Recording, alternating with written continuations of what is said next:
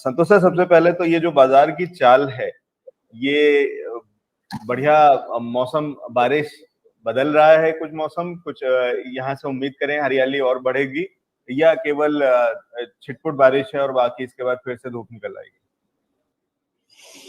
देखिए अलेक्स जी, मैं जब लास्ट टाइम आपसे बात कर रहा था तो 2-3 चीज़ों के लेकर बात कर रहा था कि क्रूड ऑयल की जो चिंताएँ हैं, और दूसरा अपने यूएस डॉलर आईएनआर की बात कर रहा था, और आईएनआर में हमने 2 दिनों में काफ़ी अच्छी जो है बढ़त देखने को मिली है आईएनआर को, मतलब डॉलर गिरा है रुपए के मुकाबले। तो ये थोड़ा-सा कूलिंग एक जो है इफ़ेक्ट मार्केट को दे रहा है। लेकिन चूँकि मार्केट अब बढ़ चुके हैं ऑलरेडी, और बढ़ चुके मतलब काफ़ी ज़्यादा बढ़ चुका है मार्केट निचले स्तरों से। लेकिन क्या यहाँ पर आपको पोज़ीशंस लेनी चाहिए? ये एक क्वेश्चन मार्क है, और मुझे लगता है कि थोड़ा-सा सँभलना चाहिए यहाँ पे इस जगह पे। हाँ, आपको कूलिंग कम्फर्ट मेटल से आते हुए दिख रहे होंगे, या फिर आपको ऑयल प्राइसेस से पहले से थोड़े दिख रहे हैं। लेकिन थोड़े अभी भी चिंताएँ बनी हुई हैं, क्योंकि आज मैं एक रिपोर्ट पढ़ रहा था जिसमें कि यूएस जिस किस तरह से ऑयल प्राइसेस को कैप करने की बात कर रहे हैं, वो थोड़ा चिंताजनक है। अगर उस पूरी रिपोर्ट को मैं देख रहा था, उसमें बता रहे हैं कि रशिया से जो ऑयल सप्लाई आ रही है मेजर कंट्रीज़ में, वहाँ पर उसको रोकने की बात कर रहे हैं, और उसमें जो इंश्योरेंस के बिना किसी भी पोर्ट पे उनका जो है शिप ना जाए, और इंश्योरेंस कंपनियों को, विशेषतः यूके की जो कंपनी है, बड़ी कंपनी है, तो उसको भी मना कर दिया है कि आप इंश्योरेंस ना दें रशियन ऑयल को। लेकिन ये अगर इंश्योरेंस नहीं देंगे, रशिया से सप्लाई नहीं आएगी, तो दाम काफ़ी बढ़ सकते हैं। तो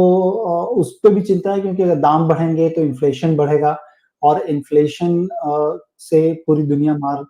झेल रही है, और उसमें बहुत सारी कंट्री हो सकती हैं कि हेंसफोर्थ भी अगर बढ़ता है क्रूड ऑयल के प्राइसेस, तो दिवालिया हो सकते हैं। अभी हमने देखा कि हमारे पड़ोसी मुल्क में किस तरह से श्रीलंका में हुआ है। लेकिन उसके बाद अब चूँकि यूएस को ये पता है कि शायद प्राइसेस बढ़ जाएँ अगर रशिया से सप्लाई नहीं आएगी तो। तो दूसरी चीज़ अब वो कर रहे हैं कि चाइना और इंडिया को पर्सुएड करने की कोशिश कर रहे हैं कि आप लोग एट लीस्ट एक सर्टेन प्राइस लिमिट करें, उसको बढ़ने ना दें, और उस लिमिट पर आप उनसे प्राइस मतलब खरीदें, अगर खरीदना है तो। तो ये इंडिया के लिए और चाइना के लिए अच्छा भी हो सकता है, क्योंकि अगर आप किसी चीज़ को कैप कर देते हो, लेकिन ये एक बहुत ही डायनामिक सिनेरियो है, क्या इसके परिणाम होंगे बहुत मुश्किल है बोलना। लेकिन ये सारी चीज़ें हैं आपके सामने, और मार्केट ऑलरेडी काफ़ी बढ़ चुका है। और एलेक्स जी, लास्ट टाइम जब हम आपसे बात कर रहे थे, तो हम बता रहे थे कि इंडेक्स पे अगर आप देखें, जिस तरह से मैं अभी आपको शेयर करता हूँ अपना स्क्रीन, और दर्शकों को शेयर करें, फिर हम उस पे डिस्कस करेंगे कि अ, कैसी दिख रही है पोज़ीशंस। अगर आप देखें तो मुझे लग रहा है कि हम जब इन्वर्स हेड एंड शोल्डर की, जो ग्रीन सूट की आप बात कर रहे थे उस दिन, इन्वर्स हेड एंड शोल्डर, लेकिन इन्वर्स हेड एंड शोल्डर जैसी पोज़ीशन बनी नहीं, और ये देखें आप कि काफ़ी बढ़ चुका है मार्केट। लास्ट मरतबा जब हम बात कर रहे थे तो 16,800 के रेजिस्टेंस को क्रॉस करके अपने 200 पीरियड जो डेमा है उसके पास आ चुके हैं ऑलरेडी, जो कि येलो लाइन आपको दिख रही होगी। 17,024 के करीब है वो येलो लाइन।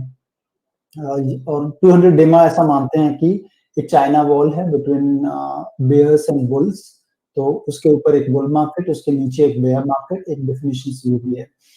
लेकिन अगर हम फॉर्मेशन की बात कर लें, जिसकी मैं बात कर रहा था, तो अब फॉर्मेशन ये दिख रहा है एलेक्स जी कि ये जो हम बढ़ चुके हैं तेज़ी, और इस तेज़ी की बढ़त में अगर आप देखें तो एक्सटेंडेड मूव है ये, और एक्सटेंडेड मूव अब 17,100 150 के आस-पास तक गया था आज, और वहाँ से हमने रिएक्शन देखा है। अब हो सकता है कि मैं जो बात कर रहा हूँ कि ये एक शोल्डर, और यहाँ पे मैं एक्सपेक्ट कर रहा था कि शोल्डर नीचे बने, लेकिन मार्केट इज़ वेरी डायनामिक, और भाव भगवान छे ऐसा बोलते हैं, तो उसको मानते हुए देख लग रहा है कि अगर यहाँ से रिएक्ट करता है, तो हमारे पास हायर बॉटम फॉर्मेशंस बनने की, मतलब हायर शोल्डर फॉर्मेशन बनने की स्थिति हो सकती है। अब उस स्थिति में हमको लग रहा है कि अब शायद जो पहले 15,800 की हम बात कर रहे थे, हो सकता है कि वहाँ से 200 पॉइंट से लेके 250 पॉइंट्स और ऊपर की तरफ आ जाएँ आप, तो 16,000 या 16,100 के करीब शायद बॉटम बनेगा। तो यहाँ पर खरीदारी करना बहुत ही संभल के करें और वैसी जगह करें जहाँ पर कि ऑलरेडी बॉटम के पास है, जहाँ पर आपका रिस्क रिवॉर्ड फेवर करता है, वहीं पर लें, क्योंकि इंडेक्स देखकर आप अगर स्टॉक में लेते हैं तो शायद कई बार इंडेक्स और स्टॉक थोड़े से डिफरेंटली मूव कर रहे होते हैं, कहीं पर जल्दी टॉप बन जाता है, कहीं पर देर से बॉटम बनते हैं, तो वो सारी चीजें ध्यान रखकर आपको काम करना चाहिए और कॉशियसली चलें। बुलिश, क्योंकि मार्केट अंडरटोन बुलिश है तो आपको भी बुलिश रहना पड़ेगा, लेकिन कॉशियसली बुलिश होकर चलें। जी, ठीक है। तो कॉशियसली बुलिश होकर के चलें, बुल मार्केट में वापस से स्टार्ट हो सकता है या नहीं हो सकता है, उसके कुछ एक ऐसे वाले एलिमेंट्स, कुछ एक ऐसे एंगल्स बता रहे हैं या ऐसे ऐसे लेवल्स बता रहे हैं, तरीका बता रहे हैं समझने का संतोष सर, तो वो हम जरूर उस पर नजर रखेंगे।